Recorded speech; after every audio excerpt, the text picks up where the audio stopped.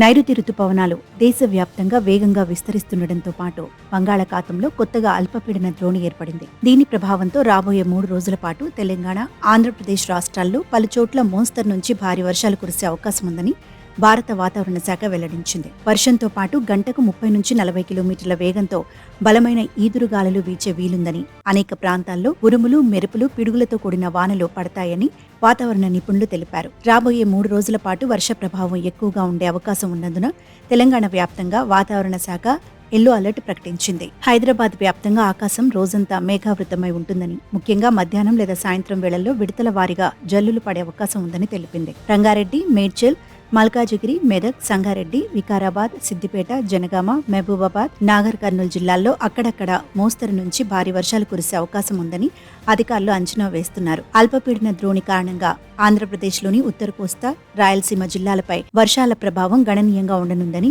AP రాష్ట్ర విపత్తుల నిర్వహణ సంస్థ తెలిపింది. విజయనగరం, పార్వతీపురం మన్యం, అల్లూరి సీతారామరాజు, ఎన్టీఆర్, గుంటూరు, బాపట్ల, పల్నాడు, కర్నూలు జిల్లాల్లో చాలా చోట్ల తేలికపాటి నుంచి మోస్తారు వర్షాలు పడనున్నాయి. నదీ పరివాహక ప్రాంత ప్రజలు అప్రమత్తంగా ఉండాలని అధికారులు సూచించారు. వర్షాలతో పాటు ఉరుములు, మెరుపులు, పిడుగులు పడే తీవ్ర ప్రమాదం ఉన్నందున విపత్తు నిర్వహణ శాఖ ప్రజలకు పలు ముఖ్యమైన సూచనలు చేసింది. వర్షం పడే సమయంలో ఉరుములు వస్తున్నప్పుడు ఎట్టి పరిస్థితుల్లోనూ భారీ చెట్ల కింద కానీ, బహిరంగ ప్రదేశాలు, పొలాలు, మైదానాల్లో ఉండకుండా తక్షణమే పక్కా భవనాలు, సురక్షిత ప్రాంతాలకు చేరుకోవాలి. బలమైన గాలుల వల్ల నిలకడలేని హోర్డింగ్లు, పాత గోడలు కూలిపోయే ప్రమాదం ఉన్నందున జాగ్రత్తగా ఉండాలని చెబుతున్నారు. అత్యవసరమైతే తప్ప వర్షం పడే సమయంలో ద్విచక్ర వాహనాలపై ప్రయాణాలను వాయిదా వేసుకోవాలని కోరుతున్నారు.